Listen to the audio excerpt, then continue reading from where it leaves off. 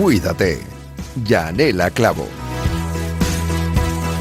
En vez de la sección de los jueves, le voy a empezar a llamar el Club de los Jueves. Me parece mucho más interesante. Esto ya es al final como un club, el que hacemos con Clínica Centro, referente absoluto en cirugía traumatológica deportiva y centro médico de excelencia FIFA.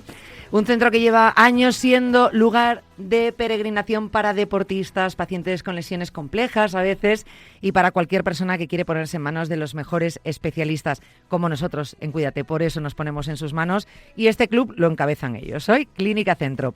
En el programa de hoy vamos a centrarnos en el tren superior, concretamente en el hombro.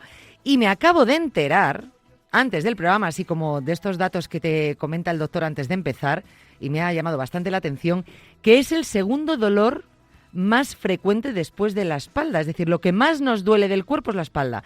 Bueno, pues inmediatamente después viene el hombro. Nos duele, y aunque nos duela, a veces no hay un problema, no hay una lesión. Pero bueno, vamos a hablar de este tema. Lo hacemos con el doctor Santiago Arauz, jefe de la unidad de hombro de Clínica Centro y también atiende en Clínica en Centro Premium. Y bueno, es especializado en artroscopia, prótesis, fracturas de hombro y nos va a contar un montón de cosas porque ya os digo que es todo un experto en esta parte del cuerpo y ahora lo vemos tan protagonista, después de lo que he dicho ahora, el segundo dolor con más incidencia, ¿no? La parte del cuerpo que más duele después de la espalda. A mí esto me parece de traca. Doctor Arauz, ¿qué tal? Buenas tardes. Hola, buenas tardes. ¿Qué tal? ¿Cómo Nunca estamos? diría que sería el hombro, pero en cambio tampoco me rechina que sea el hombro una de las partes que más duele del cuerpo. Pues sí, la verdad que es una de las que más motivos de consulta genera en la consulta del generalista, incluso del médico de cabecera. O sea, que muchos pacientes que les duele el hombro a lo mejor no van directamente al especialista, van al médico de cabecera y de hecho hay muchísimos artículos en revistas de medicina familia, de generalistas sobre dolor de hombro, causas, diagnósticos, orientación terapéutica, todo eso. O sea, que no solo no se ciñe al especialista, donde ya a lo mejor vas un poco más dirigido, sino que, bueno, pues es un motivo de consulta muy frecuente. El dolor articular, pues bueno, el dolor de espalda todo el mundo lo ha tenido, pero el dolor de hombro, pues normalmente a partir de los 40 sobre todo, es muy, muy frecuente, el segundo más frecuente del cuerpo. Y no tiene, a lo mejor no tiene por qué ocurrir nada, o sea, es decir, no tiene por qué haber una lesión, en cambio sí que esté doliendo, a veces por gestos no cotidianos. Sí, eso es muy correcto. O sea, muchos dolores no tienen causas graves y son, bueno, pues patología degenerativa habitualmente y que es muy prevalente, o sea, que no todo es un signo de que algo esté muy mal necesariamente. Incluso a veces no hay una proporción entre la intensidad del dolor y la gravedad. Hay cosas muy dolorosas que no son muy graves y cosas que a lo mejor, pues, por ejemplo, una calcificación, pues una cosa frecuente y no es muy grave en general, pero puede ser muy, muy dolorosa. A veces o sea, uno de los dolores más fuertes que puede tener es una tendinitis calcificante, por ejemplo, que es una patología en realidad bastante prevalente que tiene mucha gente y que normalmente no es muy grave, que se va a curar, pero que durante un tiempo te puede estar dando la lata terriblemente. Con dolor fuerte y bastante incapacitante. Sí. Estamos hablando de dolor, pero luego, por ejemplo, si hablamos en el deporte o como lesión, el hombro es una de las partes que más se lesionan los deportistas. Sí, o sea, hay dos tipos de problemática en el deporte en relación al hombro, la patología un poco de sobreuso y la patología traumática. Entonces, pues depende del deporte que hagamos, pues prevalece más pues el dolor que a lo mejor no tiene un inicio traumático, sino que es progresivo y que pues te puede acabar limitando a las lesiones, que a lo mejor estás perfectamente, pero un día, una tarde, pues hacer deporte y te rompes algo, que son dos capítulos distintos. ¿Sí? Claro, que cuando es por un trauma, bueno, pues te has dado un golpe y ya está, pues es más normal. Si no, pues a lo mejor... Hombre, en el deporte de élite no podemos hablar de mala técnica, en el deporte amateur a lo mejor puede ser provocado por una mala técnica. Lo cierto es que también en el deporte amateur en los últimos años también se ha visto cada vez más lesiones de hombro. No sé si es por sobreesfuerzo, por, como estamos diciendo, mala técnica o por qué puede estar ocurriendo esto. No sé si en consulta lo están viendo. Tiene que ver con la prevalencia sí que está en aumento en el deporte amateur y tiene que ver con deportes nuevos. Yo, después de muchos años que me llevo dedicando al hombro, pues es rara la semana que no me hablan de un deporte que no he oído en mi vida y te dicen, pues yo practico bueno, ya no digo jiu-jitsu, que eso no es tan raro, pero no sé, pero... Pero no es tan común, a lo mejor. No es tan común, pero a lo mejor la semana pasada, no sé qué me dijeron, bueno, ya, es que a veces ya se me olvida. A veces hay que preguntar qué es eso. Sí. Y de repente alguno dice, pues yo soy campeón del mundo de esto, y no lo has oído en tu vida. O sea, hay deportes muy minoritarios, pero a la vez que la gente que los hace tiene mucha pasión al hacerlos. Entonces, pues hay una variedad que a veces te tienes que estudiar de qué estás hablando, de qué tipo de deporte es. No sé, pues yo qué sé, capoeira, pues es un deporte o no es de contacto, bueno, tienes que ver un poco pero hay muchas veces, y eso de verdad que muy a menudo te cuentan deportes que tienes que ir a internet para ver qué deporte es ese. Pero bueno, no son los más prevalentes. Obviamente, la otra motivo por el que la incidencia de dolor de hombro va en aumento es porque el deporte de tren superior y el deporte de fuerza, que ahora también está muy de moda, pues ha aumentado mucho. Normalmente, hace unos años, pues la mayor parte de la gente que hacía deporte pues era más aeróbico, de ejercicio de carrera, y ahora pues en deporte indoor, el gimnasio, crossfit y deportes también, bueno, de tren superior, de raqueta, de... el pádel, el bádminton también. Pues también ha habido bueno, algunos boom, a veces por deportistas famosos que lo ponen de moda o que lo ponen sobre la mesa, y bueno, pues la gente prueba y le gusta y luego pues lo practica. Y a veces gente que es amateur lo practica con mucha intensidad. Sí. Y me gusta mucho. De hecho, generalmente el deportista amateur últimamente cuando coge un deporte lo coge con fuerza, lo machaca y al final hay un sobreesfuerzo y no entrena, no fortalece esas zonas porque se centra. No, yo hago deporte, hago este deporte pero vamos, todos los días. Claro, al final pues eso también termina lesionando. Hay mucha gente que trabaja y tal, pero que hace deporte 5 o 6 días por semana, que te llama la atención. Bueno, o sea, que ya se les convierte en un hábito muy necesario para su salud mental y física, y lo necesitan. Y gente que a lo mejor con tus prejuicios le ves entrar por la puerta y no te da un aspecto de una persona muy deportista, pero yo creo que una persona que hace deporte 5 días por semana es muy deportista. Hombre, y a tanto. veces es una hora, o sea que dices, bueno, pues a lo mejor hago pues variado, yo qué sé, ejercicio aeróbico, pero bueno, gente que todos los días va a su gimnasio, y bueno, pues le dedican mucho tiempo y les da muchas satisfacciones. Hombre, nosotros no somos los que, no vamos a ser los que digamos no hagáis tanto deporte, haced deporte, pero de una manera controlada, con sus tiempos, también respetando los descansos, y luego pues muchas veces, dependiendo del deporte que hagas, bueno, pues se entrena y fortalece pues la zona que más tengas que fortalecer en ese caso, ¿no? Cuando hablamos de hombro, un protagonista que todo el mundo tiene en la cabeza, que yo creo que no sé si sabemos muy bien cómo es, qué forma tiene y por qué es tan importante, es el manguito rotador.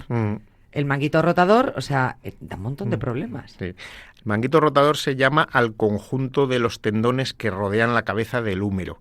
El húmero es una bola y tiene como 5 tendones alrededor, que el más conocido y que todo el mundo conoce es el supraespinoso, que es el que está arriba, pero luego está el infraespinoso, que es justo detrás, y luego por debajo el redondo menor, y por delante uno muy grande, que es el subescapular, rotador interno, y entre medias el bíceps.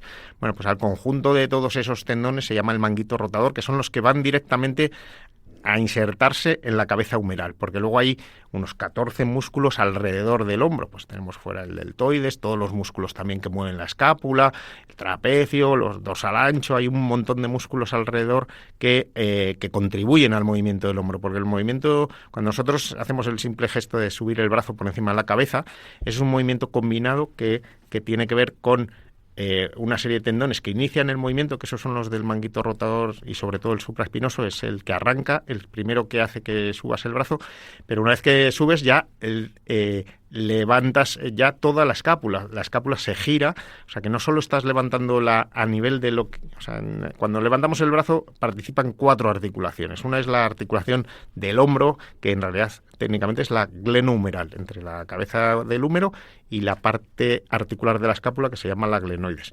Pero luego tienes la articulación acromioclavicular. Cuando subimos el brazo, la clavícula se adapta un poquito a ese movimiento. No es que se mueva mucho, pero gira un poquito. Estoy haciendo el movimiento para hacerme la idea. Luego tienes la articulación escápulo-torácica. Entre la escápula y el tórax no es una propia articulación, pero la escápula gira para poder subir el brazo. Si no girase la escápula, podríamos subir el brazo hasta 120 grados, pero no hasta 180. Nos quedaríamos como a medias.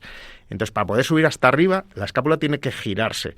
Si estuviese fija contra la pared costal, no subiríamos más allá de unos 120 grados. Y luego, finalmente, la articulación entre la clavícula y el esternón, que se llama esternoclavicular, también tiene. Entonces, son 4 articulaciones que se van a mover. O sea, es un movimiento bastante complejo, el simple hecho de subir el brazo. Y participan un montón de músculos y no solo el manguito rotador. Lo que es cierto es que de esos músculos alrededor de la articulación hay unos mucho más propensos a lesionarse y en concreto pues es el supraespinoso, es el que más, por prevalencia es el más afectado. El más que problema da. ¿Por rotura o a lo mejor por, no sé? La mayor parte de los problemas de los tendones del hombro son problemas degenerativos. Y sabemos, hay muchísimos estudios, tanto de ecografía como de resonancia, que muestran que a ciertas edades una gran parte de la población esos tendones no los tiene bien.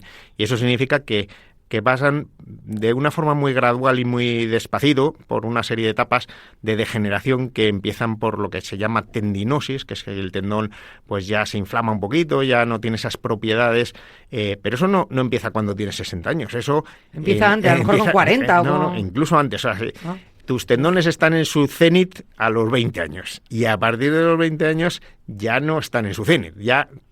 tienen cambios muy sutiles, muy leves, muy progresivos de degeneración, que consisten en que si en realidad lo ves con una técnica muy fina de imagen, como una resonancia de alto campo muy buena, verás que ese tendón ya no es tan negro como a los 20 años, ya está un poquito más gris.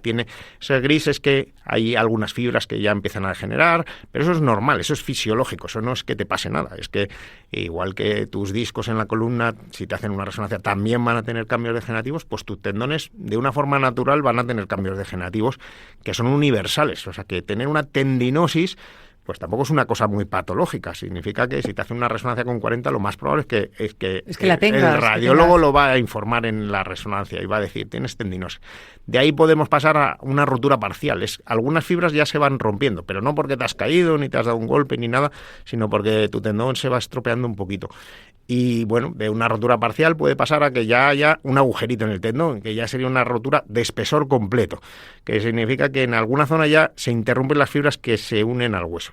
Normalmente eso sucede en la unión del tendón con el hueso, con lo cual, digamos, es un proceso, bueno, pues que por lo que sea, que tampoco está muy claro, pero bueno, hay muchas teorías sobre vascularización y cambios degenerativos, que donde más afecta eso es unión tendón-hueso, que es distinto en otros tendones. Por ejemplo, si uno se rompe el tendón de Aquiles, que seguro que habéis tenido aquí al doctor Navarro o al doctor Hortelano, pues las roturas del tendón de Aquiles son roturas en la sustancia del tendón. Tú te rompes el tendón, a lo mejor estás jugando al fútbol, notas una pedrada, y son roturas agudas, traumáticas, que sabes exactamente cuándo te lo has roto y que en un lado tienes tendón y en otro tienes tendón. Mientras que la mayor parte de las roturas de los tendones del hombro son roturas progresivas, no traumáticas, degenerativas que llamamos, por tanto, y que están entre el tendón y el hueso. Y eso también es peculiar en el sentido de su consecuencia si tuvieses que repararlo. Es distinto coser un tendón con un tendón que coser un tendón al hueso, porque la unión de tendón a hueso es más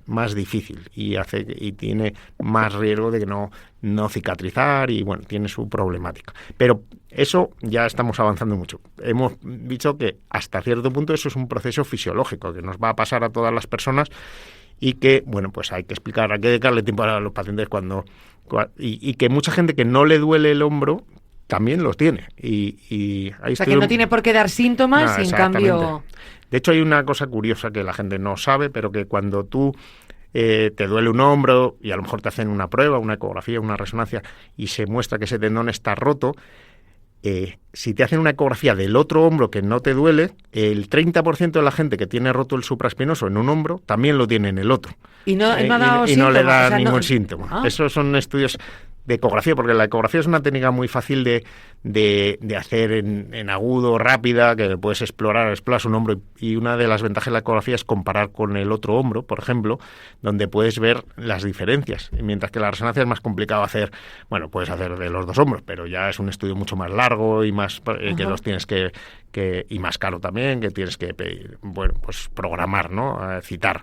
Mientras que la ecografía tú puedes, y de hecho por eso hay estudios de prevalencia que muestran ese dato concreto, que el 30% de la gente que tiene el roto el supraespinoso en un hombro, si le estudias el otro también lo tiene roto y a lo mejor no le duele nada. Sin haberte enterado, o sea que puede haber alguien ahora que pueda llegar a tenerlo roto y no saberlo. Perfecto. Y eso porque igualmente puedes mover los brazos. Eso va en aumento con la edad. O sea, si esos estudios también muestran que esto, pues, por ejemplo, en personas por encima de 50 años, pues a lo mejor un 10% de la población tiene una rotura de espesor completo del supraespinoso. De espesor completo significa que ya hay un agujerito, no significa, porque la gente confunde mucho, pero es parcial o es completa, como si fuese o una cosa u otra, ¿no? Pero esto es un espectro gradual. Hablamos de roturas de tendinosis, rotura parcial, rotura de espesor completo, pero que sigue en su sitio, rotura de espesor completo, pero que ya se ha empezado a retraer que se va separando, el tendón se rompe y se va separando de su sitio. Y esa retracción puede ser de 5 milímetros, de 1 centímetro, de 2 centímetros hasta 3 centímetros máximo. Y luego puede que ese tendón lleve roto, muchas veces no sabemos cuánto tiempo lleva roto. A lo mejor el paciente le empieza a doler un punto concreto, pero no sabemos si es cuando se rompió. Normalmente los tendones se rompen poco a poco, o sea que no hay un momento donde se ha roto, sino que a lo mejor es algo que ha ido sucediendo de forma progresiva y puede llevar 10 años roto, a lo mejor un tendón. O sea que eso también es algo que la gente hay que explicarle, ¿no? En ese sentido. También hay roturas traumáticas, o sea, también te puedes romper el tendón supraespinoso porque te has caído, te has dado un golpe o lo que sea. Has notado un crack ahí sí lo notas, cuando es por traumatismo sí se nota. O sea, cuando es distinto que un paciente llegue a la consulta y diga, me duele el hombro, ¿y cómo, cuándo empezó? Pues más o menos, pero no te sabe concretar, a que un paciente dice, pues el otro día me caí, noté crack. Entonces esos son, si haces una resonancia y ves que está roto, pues sabes que es una rotura traumática, que además en resonancia a veces se distinguen por algunos aspectos, pues que hay edema y algo de sangre alrededor, hay inflamación, mientras que las roturas degenerativas pues no suele haber eso, porque son muy poco a poco. Entonces, que el paciente con roturas degenerativas pues le duele desde hace tiempo, pero no lo atribuye a ningún traumatismo concreto. Claro, cuando estamos hablando de rotura, siempre que hay una rotura, claro, por las explicaciones que da, entonces entiendo que no. ¿Siempre que hay rotura hay que operar o no siempre hay que operar? No, ni mucho menos. O sea, que las roturas son muy frecuentes, hay que poner mucha información encima de la mesa. Y un error es poner solo las pruebas de imagen. A veces viene un paciente a la consulta y le digo, buenas, tal, me presento. Yo suelo empezar por los antecedentes, le pregunto pues si tiene diabetes, si tiene hipertensión, si es alérgico, si le han operado. Bueno, hacemos una serie de preguntas muy rutinarias y yo eso empiezo siempre por eso, pero y ya cuando le digo la pregunta, bueno, ¿qué le trae aquí? ¿O en qué le puede ayudar? Me dice, esto me pasa. Y te pone encima de la mesa una resonancia que le han hecho. Pero eso no es lo que le pasa. Lo que le pasa es los síntomas que tiene, desde cuándo y cómo empezaron. Hay que empezar por eso, porque si empezamos por la prueba de imagen, el paciente siempre piensa, cuando pone en un informe que tienes algo roto, tú siempre piensas que eso no debería ser, pero en realidad no es así. Hemos visto que es bastante frecuente. Para poner cifras, pacientes por encima de 50 años, el 20% de la población tiene una rotura parcial, y por lo menos un 10% entre los 50 y los 60 años tiene una rotura de espesor completo del supraespinoso. Pero si nos vamos a personas por encima de 60 a 70 años, el 20% de la población tiene una rotura de espesor completo del supraespinoso. De la población, no hablo de la gente que le duele. O sea, tú coges 100 personas de la calle, les haces una ecografía o una resonancia y 1 de cada 5 tienen una rotura del supraespinoso y están perfectamente. Obviamente, o sea, no tiene por qué dar molestias. Nada. Hay personas que sí, que les puede dar. Hay personas que sí, y como hemos dicho antes, no necesariamente al que le duele más está peor. O sea, a veces las roturas pequeñas son más dolorosas porque el tendón tiene más tensión, y a veces hay gente que tiene una rotura muy grande, muy separada, que incluso está retraída y ya se les pasó el dolor. A lo mejor lo tuvieron, pero ya se le pasó. Normalmente las roturas más grandes sí son peores, porque tienen más pérdida de fuerza y de función, que a veces puede estar compensada, eso es otra cosa. O sea, tú puedes tener el tendón supraespinoso completamente roto y, sin embargo, ser capaz de levantar perfectamente el brazo, incluso hacer deporte. Yo tengo un paciente que le hice un vídeo y le pedí permiso, digo, ¿te puedo hacer un vídeo y me cuentas lo que te pasa para que yo este vídeo, si me das permiso, se lo puedo enseñar a otros pacientes para que relativicen un poco su problema? Y ese vídeo era un paciente que tenía una rotura masiva es que ya está tan roto que no hay manera de repararlo, del supraespinoso y del infraespinoso en uno de sus hombros. Pero el paciente era un paciente escalador, que lleva toda su vida escalando y que sigue escalando. Entonces, compensaba perfectamente porque estaba persona súper delgada, súper fibrótica, toda su vida haciendo deporte, sus tendones se le habían ido rompiendo seguramente por una práctica deportiva muy intensa de muchos años, poco a poco, no había tenido traumatismos. A mí me vino porque un día se le rompió el bíceps. La gente que tiene los tendones rotos, a veces el bíceps se queda al aire, se queda expuesto, que llamamos, y al quedarse expuesto, pues a veces espontáneamente se puede romper. Y eso el paciente le asusta, porque de repente nota pop y nota que se le ha caído el vientre muscular del bíceps y se produce lo que se llama un signo de Popeye. Entonces esos pacientes pues van a consulta porque les asusta y dicen, uy, ¿qué ha pasado aquí? Esto no es normal, ¿no? Te ves el cuerpo que se te ha deformado. Entonces vas al médico. Y normalmente eso no es la lesión grave, porque eso suele suceder después de que ya se han roto otros tendones. Y cuando se rompe el bíceps, en general, más allá del tema estético, la mayor parte de los pacientes incluso mejoran cuando se les rompe el bíceps, porque muchas veces el bíceps se rompe porque está mal y cuando te está doliendo, pues cuando se te rompe te deja de doler. Y la mayor parte de las veces no hacemos nada. Pero ese paciente que venía por esa situación, y lo pongo como ejemplo, porque hay muchos pacientes así, sí, que tiene una rotura muy grande de tendones, que sin embargo compensaba perfectamente y podía hacer deporte y seguía escalando en hielo y todo, me decía, y con piolet y no sé qué. Mía, pero es del otro mundo. Y entonces, eso no todos los pacientes lo consiguen, pero a lo que voy es que tú puedes tener el tendón roto y si tu musculatura alrededor del hombro está muy bien y es una persona deportista, puedes hasta cierto punto compensar bastante bien. Eso no quiere decir que da igual tener el tendón roto y que todo el mundo, aunque tenga el tendón roto, pues puede compensarlo bien. Primero, hay gente que no lo puede compensar bien y no va a tener y va a notar una pérdida de fuerza, especialmente en roturas grandes, y va a seguir con dolor. Y segundo, con el tiempo, si tu tendón está muy roto, pues se va a atrofiar y llegará un momento que te va a costar más levantar el brazo. Entonces hay algunos pacientes con roturas grandes que al final tienen una limitación, y no solo ya para deporte, puede llegar a ser una limitación para actividades de la vida diaria, como para subir el brazo a coger algo de la estantería que no tienes fuerza o que te duele mucho, ¿no? Pero bueno, por eso cada caso es distinto, cada situación es distinta, es muy importante no solo lo que muestran las pruebas de imagen, si el tendón está roto o no está roto, sino cómo está, si está atrofiado, y luego también la exploración, el estado del paciente, si tiene síntomas o no.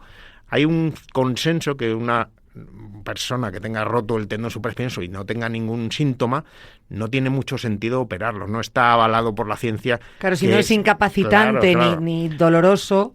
Es verdad que nosotros no vemos mucho a su paciente, porque el que viene a la consulta, por lo menos le ha dolido en algún momento, si no, no vendría. Pero sabemos por estudio de prevalencia que hay mucha gente que sí tiene el tendón roto y lo que no tiene sentido es operar a gente que está perfectamente y que no le duele nada.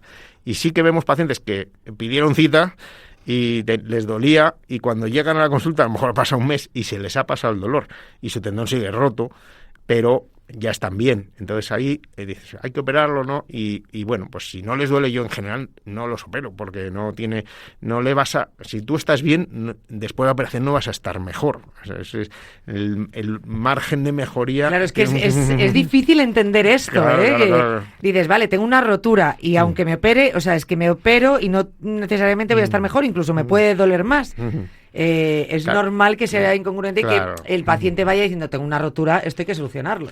Ahí parece que estoy tirando piedras contra mi tejado, no, porque pero está bien. Yo en el fondo, pues oye, una parte importante de nuestra actividad, no toda, es la cirugía y operamos mucho, Pero es importante, la gente tiene que tener confianza de que, bueno, pues le vas a hacer lo que sea mejor para él, ¿no? Obviamente. Entonces, muchos pacientes que tienen roturas están bien compensados, o si son gente más mayor, donde todavía es mucho más prevalente, si es una persona de 70 años y tiene roto el supraespinoso, es que es bastante normal eso en su grupo de edad, y normalmente no hay que operarlos en la mayor parte de los pacientes, y muchos pueden ir bien con rehabilitación, y de hecho es la primera línea del tratamiento, no es la cirugía a ciertas edades, donde incluso aunque sean deportistas, vas a intentar un tratamiento conservador.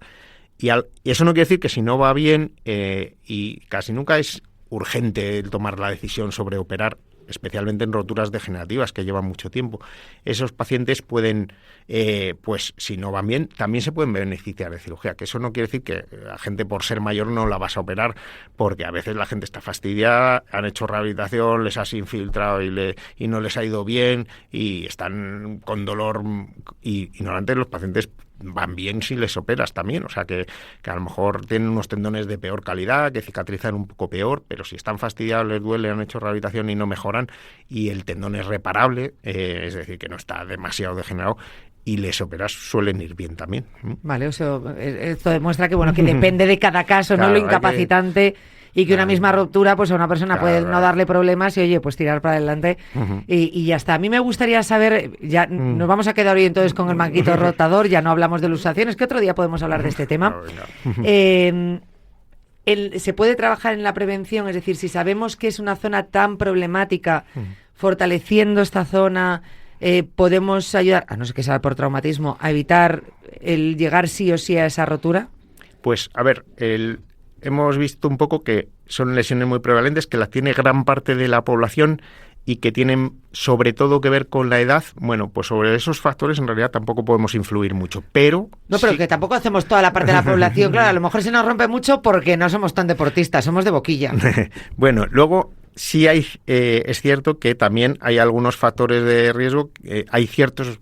población que tiene más facilidad de romperse, que son, en general, si tú tienes un trabajo físico intenso o haces una actividad física deportiva intensa, sobre todo por encima de la cabeza, o sea, trabajando, levantando los brazos por encima de la cabeza, y eso lo haces intensamente, pues tienes más riesgo de que te pase.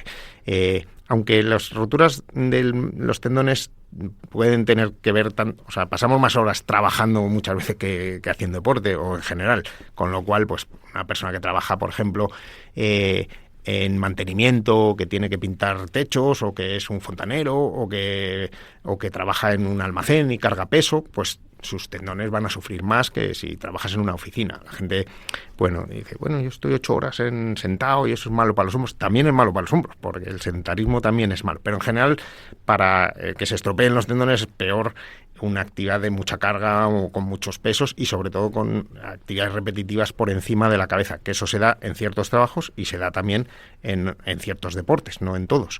Entonces la actividad repetitiva por encima de la cabeza pues no es necesariamente buena y puede favorecer. Y luego en algunos pacientes que hacen deporte muy intensamente, que hoy en día pues hay gente que sobre todo hace deportes de carga y con muchas repeticiones y con un alto volumen de trabajo, pues eso también es un factor de riesgo para que tus tendones sufran. Y en este caso incluso hay un añadido que yo lo observo de vez en cuando, que en gente que hace sobre todo gimnasio con muchas cargas, es ya no solo los tendones, sino el cartílago. O sea, la articulación se te puede dañar, puedes tener un problema de artrosis, que no es tan frecuente. La artrosis de hombro es menos frecuente que la artrosis de cadera o de rodilla, porque no es una articulación de carga. La artrosis es el problema del cartílago, no tanto de los tendones. La gente también eso confunde, o sea, la gente... Cuando te duele el hombro y viene a la consulta, tu prejuicio es que probablemente te duele porque tienes artrosis, ¿no? Casi todo el mundo atribuye que si te duele la articulación es porque tienes artrosis. Sin embargo, en el hombro, la causa de dolor más frecuente no es la artrosis, que sería un problema de cartílago, sino habitualmente la causa más frecuente de dolor son los problemas tendinosos que hemos hablado. Pero algunos pacientes que hacen mucha carga tienen artrosis de hombro. Es un factor de riesgo, sobre todo más en varones que en mujeres que hacen press de banca, y luego algunos deportes de boxeo, o sea, de contacto, que tienes mucho golpe. Por ejemplo, el golpeo del boxeo contra el saku, que es una cosa estática que frenas en seco, pues eso daña el cartílago. Entonces a veces pues ves gente que tiene no solo ya un problema de tendones, o incluso que tiene los tendones perfectamente, pero su problema es artrosis, que es peor todavía, porque la artrosis, tú un tendón lo puedes, en general, si no está muy degenerado, lo puedes coser y lo puedes reparar, pero la artrosis avanzada, normalmente, si ya has hecho tratamiento conservador y no va, requiere la sustitución articular por una prótesis, que no es tan frecuente, pero bueno, nosotros en la Clínica Centro hacemos unas 150 prótesis de hombro, mientras que a lo mejor en cadera y rodilla se ponen muchas más, se ponen 800 o se ponen 1000,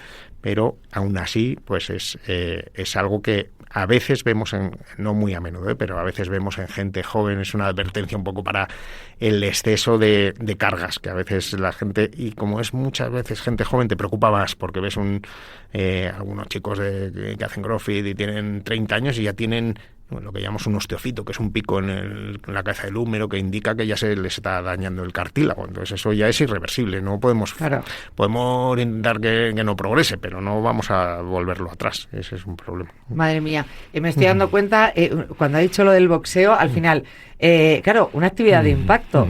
No habíamos caído en eso, del tren inferior, actividad de impacto, pues cuando te dicen no salgas a correr porque es impacto para tus rodillas.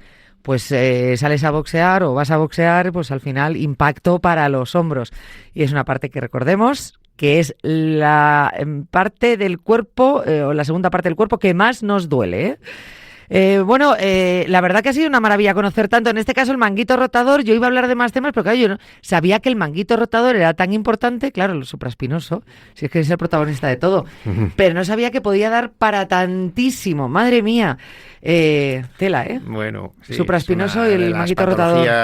Mucho cuidado. Más frecuentes que vemos, o sea, el motivo más frecuente de consulta. Y que no nos asustemos. No, o sea, eso queda claro, que aunque escuchemos rotura, que tranquilidad, que no es lo mismo. Sí, o sea, mucha gente, o sea, es cierto que la gente viene preocupada porque ha leído un informe. Y yo les digo a los pacientes, cuando les pido la resonancia y me anticipo un poco, le digo, tú no te preocupes, cuando leas si lo lees antes que yo, que ahora pues mucha gente tiene acceso a sus informes, pues a lo mejor pone que tienes algo roto, no significa que te tienes que operar sí o sí.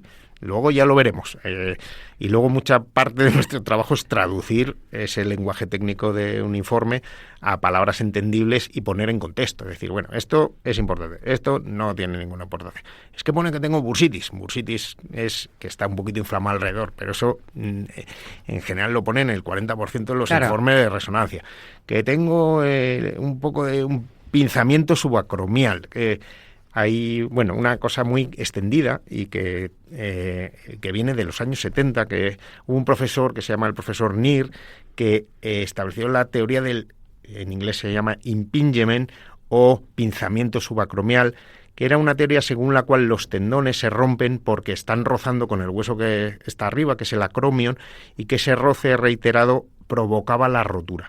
Hoy hemos visto, bueno, desde hace tiempo se sabe que en realidad no es así, porque los tendones no se rompen porque están rozando con el hueso de arriba. Eso es normal, la articulación está así diseñada, tenemos un hueso por encima, que es el acromion, donde se inserta el deltoides, y hay contacto entre los tendones y el acromion cuando subimos el brazo, pero los tendones no se rompen porque se estén rozando. Y de hecho se suelen empezar a romper más por la parte articular, que es la parte de abajo. Con lo cual, eso tiene implicaciones porque la operación más frecuente de hombro durante muchos años y todavía muy extendida es la acromioplastia, que es una operación que consiste en limar ese hueso, con la teoría demostrada falsa que los tendones se rompen por fricción o por roce. Entonces, hacer una operación para limar el hueso porque se vea en una resonancia que hay un poquito de pico de hueso preventivamente para que el tendón no se rompa no está justificado hoy en día. Entonces, pero sigue siendo muy extendido en muchos ámbitos, incluso en el ámbito de colegas médicos que a lo mejor no se dedican a la especialidad o de fisios que le dicen, bueno, pues está rozando el tendón, se va a romper y te tienes que operar aunque no te duela. No, eso no tiene sentido. Otra cosa es que es cierto que con los años ese espacio por el que pasan los tendones se va estrechando un poco y cuando hacemos una operación para reparar los tendones En muchos casos hacemos acromioplastia, o en casi todos los casos, como gesto añadido, porque se ha demostrado que si lo haces hay menos riesgo de re-rotura, suele ir un poquito mejor, pero no es una cirugía preventiva, no es que hay que hacer eso para que el tendón no se rompa. Si el tendón se ha roto y lo vas a reparar, aumentar el espacio para que luego cicatrice mejor o porque simplemente va a haber una mejor evolución, tiene sentido, pero no como gesto aislado. Eso es algo que sí, muchas veces también es un tiempo que tenemos que dedicar a explicar esto a los pacientes. Aprovechamos que estamos aquí en la radio, que nos oyen, claro, para decir que no te asustes si tienes un poco estrecho el espacio. Perder el miedo a esa palabra, la rotura, y sobre todo cuando hablamos de hombro. Hemos dejado temas pendientes, seguiremos hablando del hombro. Yo quiero darle las gracias, doctor Arauz, por haber estado aquí con nosotros en Cuídate, en el recién bautizado Club de los Jueves. Bueno, pues nada, aquí estamos cuando nos invitéis, encantados de venir. Gracias, Muchísimas de gracias verdad a vosotros. Nada, ha sido un placer. Gracias.